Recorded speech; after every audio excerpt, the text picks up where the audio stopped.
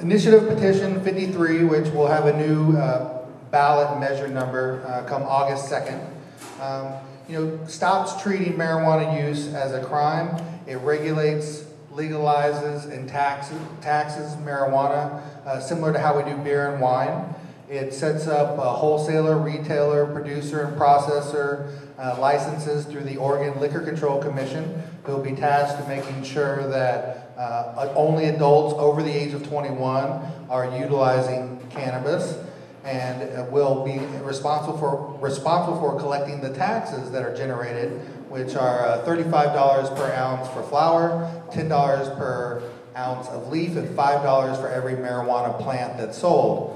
40% of the revenue generated will go towards education. 35% goes to state and local law enforcement. 20% goes to the Oregon Health Authority for mental health and substance abuse treatment programs, and 5% are allocated towards drug prevention.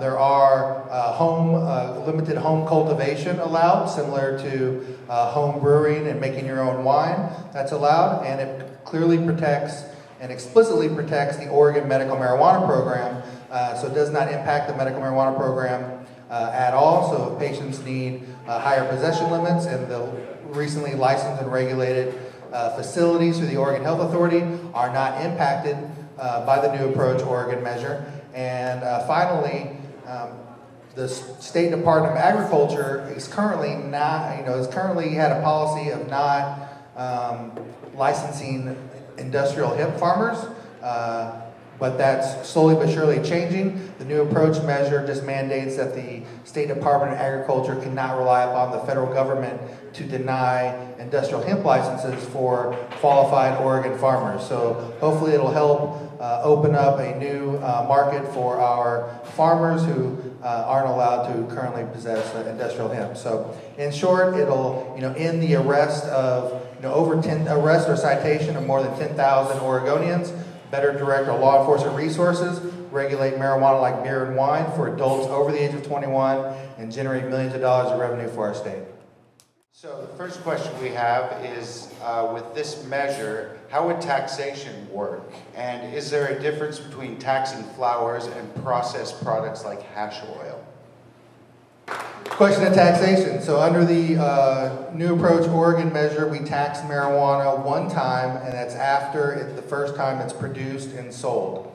And it's taxed at basically $1.25 per gram of flower, $10 per ounce of leaf, and $5 every plant sold. So if you are using the flowers or leaf to make edibles, oils, hash oil, whatever that may be, the marijuana that goes into the product has already been taxed.